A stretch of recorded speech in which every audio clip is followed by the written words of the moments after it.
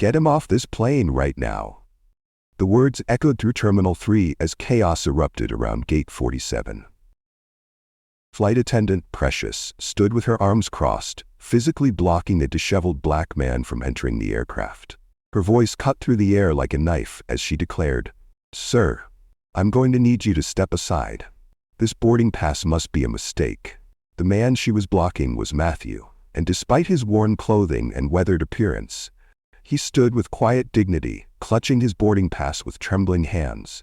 Around him, passengers had pulled out their phones, recording every humiliating second as the situation spiraled out of control.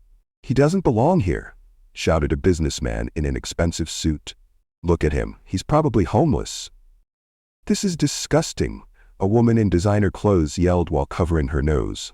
"How did security even let him through?" More voices joined the chorus of cruelty. "Get him off. He's going to make the whole plane smell. Call the police." The crowd was growing more hostile by the second, feeding off each other's prejudice and disgust. Matthew's eyes filled with tears, but he refused to move. His grip on that boarding pass tightened as if it were his lifeline. Security guards were already pushing through the crowd, their radios crackling with urgent calls for backup. Precious raised her voice above the chaos. "Sir, I'm calling airport security. You need to leave immediately or you'll be arrested for trespassing." But here's what none of these passengers knew. What none of them could have possibly imagined as they recorded this man's humiliation and demanded his removal. The truth about who Matthew really was would soon turn their world upside down in the most unimaginable way. If you want to see how this incredible story unfolds and discover the shocking truth about Matthew's real identity, make sure to subscribe and hit that notification bell, because what happens next will leave you speechless. But first, I need to ask you something. Have you ever witnessed someone being treated unfairly because of how they looked? Let me know in the comments below. Because what happened next on Flight 237 from Detroit to Mali changed everything. And when I say everything, I mean it would shake every single person on that plane to their core. 20 minutes earlier, Matthew had approached Gate 47 with slow, deliberate steps. His clothes were wrinkled and stained, his shoes held together with tape, and he carried an old leather briefcase that had seen better days. But what passengers noticed most was his smell. The unmistakable odor of someone who hadn't had access to proper hygiene facilities in far too long. The whispers started immediately. "Oh my God, do you see that?"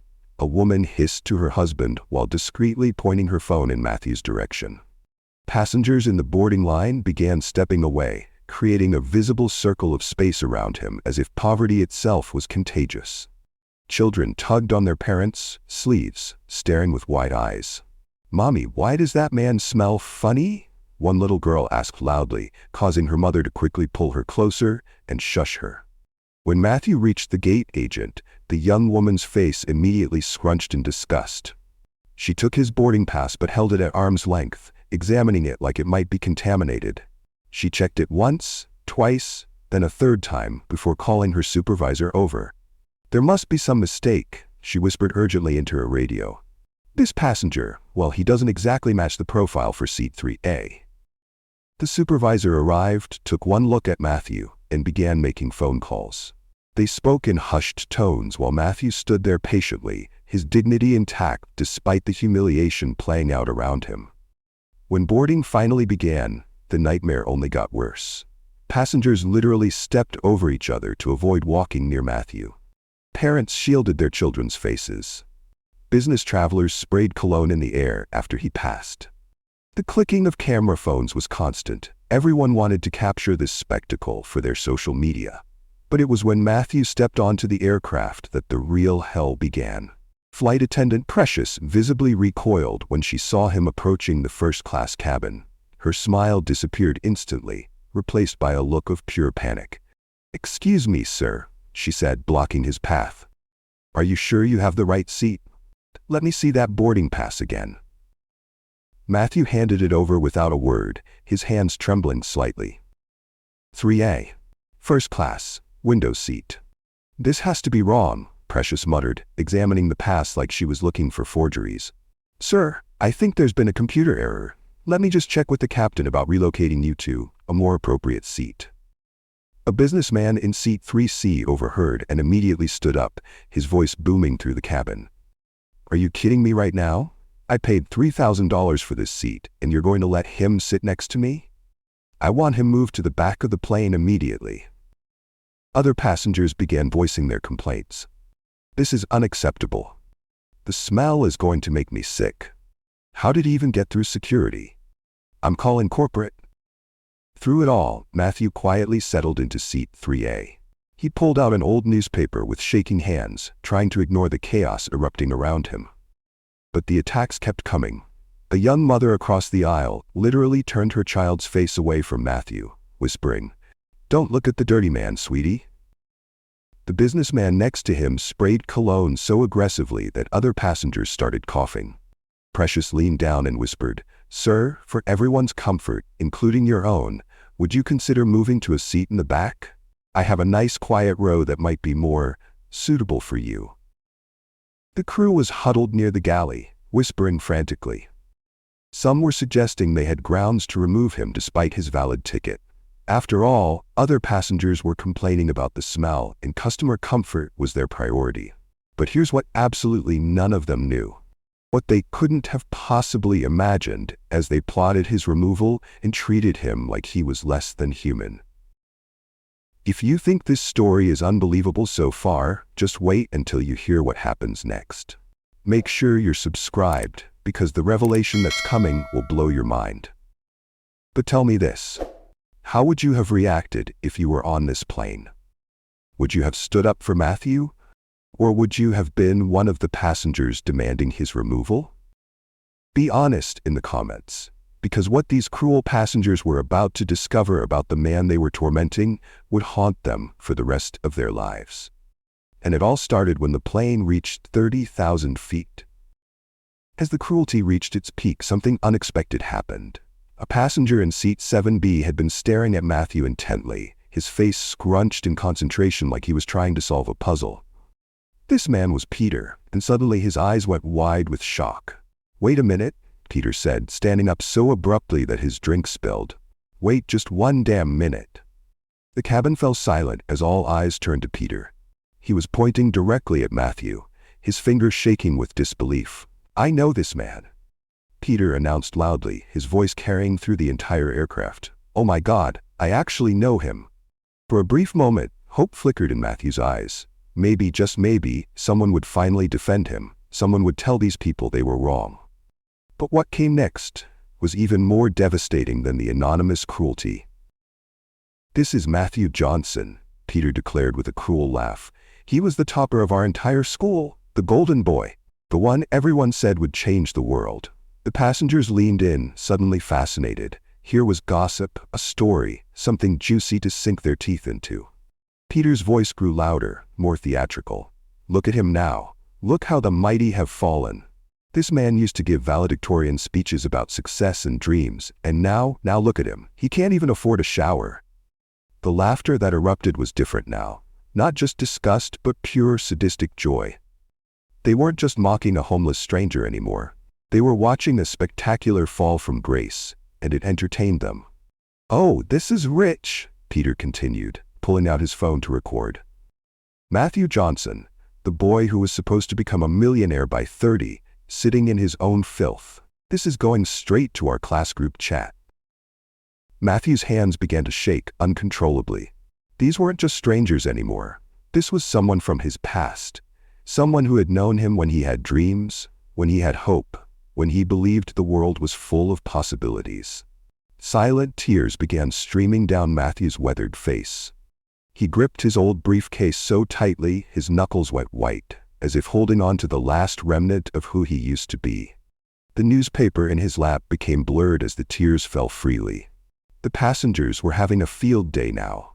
Phones came out en masse, everyone wanting to capture this moment of a former high achiever's complete destruction. Social media posts were already being crafted. "You won't believe what happened to our class valedictorian." A woman behind him whispered loudly enough for everyone to hear. "Just goes to show, intelligence doesn't guarantee success. Some people are just born losers." Must have been on drugs, another passenger added. That's the only way someone falls this far. Through his tears, Matthew tried to disappear into his seat, but there was nowhere to hide. The very briefcase he clutched, probably containing whatever remained of his former life, seemed to mock him now. Flight attendant Precious had seen enough. She marched toward the cockpit, her mind made up. "Captain," she said into her headset, "we have a disruptive passenger situation. The man in 3A is causing extreme discomfort to other passengers. I recommend we make an unscheduled landing and have him removed." But as those words left her lips, something far more terrifying was about to unfold. The plane had been climbing steadily after takeoff, and Matthew, despite his tears, found himself staring out the window at the Detroit skyline growing smaller below. For a moment, seeing the city from above brought back memories of when he used to love flying, when the world seemed full of endless possibilities. Then it happened. The aircraft suddenly lurched violently to the left. Passengers screamed as their drinks flew across the cabin. The plane shook so violently that the overhead compartments began rattling open. Then came the announcement that would change everything. "Ladies and gentlemen, we have a medical emergency in the cockpit. The captain has suffered what appears to be a massive stroke and is unconscious." Oxygen masks dropped from the ceiling as the plane bucked and rolled through severe turbulence. The co-pilot's voice crackled through the intercom, barely controlled panic evident in every word. "We need immediate emergency landing clearance. I repeat, this is Flight 237 requesting immediate emergency assistance." Passengers who moments before had been laughing at Matthew's misery were now screaming in terror. Prayer books came out, people were crying, calling loved ones, convinced they were about to die. The plane began dropping altitude rapidly. Flight attendants were running frantically between the cockpit and the cabin, their faces white with terror. The professional composure they'd maintained while allowing Matthew's humiliation had completely crumbled. Children were sobbing. Adults were hyperventilating. The same businessman who had sprayed cologne was now throwing up from fear. The woman who had shielded her child from Matthew was now clutching that same child, both of them crying hysterically. And in the middle of all this chaos, Matthew sat quietly, his tears now mixed with something else, a strange calmness that no one could have expected. If you think you know where this story is going, trust me, you don't. Hit that subscribe button right now, because what happens next will completely redefine everything you think you know about judging people. But here's what I want to know. Have you ever had someone from your past see you at your lowest moment? How did it feel? Share your experience in the comments below. Because what these terrified passengers were about to discover about the man they had just destroyed emotionally would save all their lives. The head flight attendant's voice broke through the screaming chaos, desperation bleeding through every word. "Is there anyone on this aircraft with aviation experience? Anyone who has ever flown a plane? Please, we need help immediately." The silence that followed was deafening. The same passengers who had been so vocal in their cruelty just moments before were now struck mute by terror. Then came nervous, hysterical laughter from some, the kind that escapes when people realize they might actually die. "I took a flying lesson once," stammered a man in the back, but when a flight attendant grabbed his arm and started pulling him toward the cockpit, he saw the complexity of the instruments through the open door and immediately backed down. No, I can't. I don't know anything about commercial aircraft." Another passenger raised his hand hesitantly. "I fly drones professionally." But even he shook his head when he saw what they were dealing with. The cockpit looked like mission control at NASA. Hundreds of switches, screens, and controls that meant life or death for everyone on board. The plane lurched again, dropping altitude so fast that several passengers vomited from the sensation. Children were screaming for their parents. Adults were calling loved ones to say goodbye. The smell of fear and panic filled the cabin, and then slowly Matthew stood up. His weathered hands still gripped that old briefcase, but something had changed in his posture. The broken, humiliated man from moments before seemed to have found something deep within himself, a strength that the cruelty couldn't quite destroy. "Sit down," Peter screamed, the same man who had just finished destroying Matthew emotionally. "You'll kill us all. You can't even take care of yourself." "He's probably high on drugs," shouted the businessman. "Don't let him near the cockpit." "This is insane," yelled the woman with the child. "He's homeless. He's mentally ill. He'll crash the plane." But Matthew didn't sit down. Instead, he began walking toward the front of the aircraft with a calm determination that seemed impossible given what he had just endured. His steps were steady despite the turbulence, purposeful despite the chaos. Flight Attendant Precious blocked his path, her face a mask of terror and disgust. "Sir, I cannot let you into the cockpit. You need to return to your seat immediately." Matthew looked directly into her eyes, the same eyes that had shown him nothing but contempt for the past hour, and spoke in a voice so calm and authoritative that it cut through the screaming.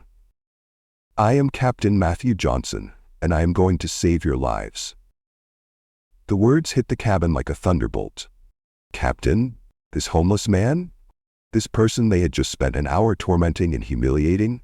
The passengers fell silent, not from belief, but from shock at what they thought was a complete mental breakdown happening before their eyes. But Matthew was already moving past Precious, who was too stunned to stop him. As he entered the cockpit, something miraculous happened. He transformed completely. The broken, defeated man disappeared, replaced by someone who belonged in that captain's chair. His hands moved across the instruments with the precision of a master surgeon. "Tower, this is Flight 237. I'm taking command." His voice boomed through the radio with absolute authority. "We're declaring an emergency. I need vectors for immediate approach to Mumbai International." The flight attendant who had found his briefcase opened it with trembling hands. Inside, underneath some old newspapers and a few personal belongings, was a pilot's license. But not just any license. This was the credentials of Captain Matthew Johnson, a man with over 20,000 flight hours. Her gasp echoed through the cabin as she read the commendations, the awards, the record of service. Her hands shook as she picked up the radio to make an announcement that would change everything. "Ladies and gentlemen, this is your head flight attendant. The man now flying this aircraft is Captain Matthew Johnson, the legendary pilot who heroically saved 312 passengers on Flight 447 22 years ago. You're in the hands of one of the greatest pilots in aviation history." The realization hit the passengers like a physical blow. The man they had mocked, the person they had called worthless, the human being they had treated like garbage, he was their savior. He was a hero whose name was written in aviation history, and they had spent the last hour destroying his soul. Matthew's voice came over the intercom, steady and professional. "Folks, we're going to be just fine. I've done this before. Just stay in your seats and let me bring you home safely." The landing was perfect, so smooth that the passengers barely felt the wheels touch down. Fire trucks and ambulances were waiting, news crews were already setting up, but Matthew had done what he did best. He had saved lives. As the plane came to a complete stop, something unprecedented happened. One by one, passengers began to stand, not to rush off the plane, but to applaud. The applause grew louder, more desperate, as if they could somehow clap away the cruelty they had shown. Peter, the man who had exposed Matthew's past to humiliate him, approached with tears streaming down his face. His voice was broken, barely a whisper. "Matthew, I'm so sorry. Please forgive me. I had no idea. I'm so ashamed." But the most powerful moment came when Flight Attendant Precious approached Matthew as he prepared to leave. With tears in her eyes, she unpinned her flight attendant wings, the symbol of her career, and tried to offer them to him. "Sir, I don't deserve to wear these after what I did to you. You saved all our lives after we treated you like you were nothing. I am so deeply sorry." As Matthew walked through the airport terminal, security guards stood at attention and saluted. The man who had been blocked from boarding just hours earlier was now walking through those same corridors as the hero who had saved 247 lives. But here's what makes this story even more incredible. That briefcase Matthew carried contained not just his pilot's license, but also the letter that had arrived just 2 weeks earlier. The letter that reinstated him as a commercial pilot after a 10-year suspension that had destroyed his life. He had been on his way to Mumbai for his first assignment, back when this all began. The same passengers who had recorded his humiliation for social media were now posting videos calling him a hero. But the damage to his heart had already been done. Matthew walked away with the same quiet dignity he had maintained throughout his ordeal, carrying that old briefcase, knowing that while he had saved their lives, they had nearly destroyed his soul. The next time you see someone who looks different, who smells different, who doesn't fit your expectations of what success should look like, remember Matthew Johnson. Remember that behind every face is a story you don't know, a struggle you can't see, and possibly a hero waiting to save your life. If this story moved you, if it changed how you think about judging others, then subscribe right now and share this video. Because stories like this need to be told, and people like Matthew deserve to be remembered, not for their lowest moments, but for their greatest acts of courage. Tell me in the comments, what would you do differently if you encountered someone like Matthew? How can we create a world where people's worth isn't determined by their appearance? Your answers matter, because change starts with each of us choosing kindness over cruelty, understanding over judgment. The man they almost threw off the plane became the man who saved their lives. Never forget that everyone you meet is fighting a battle you know nothing about.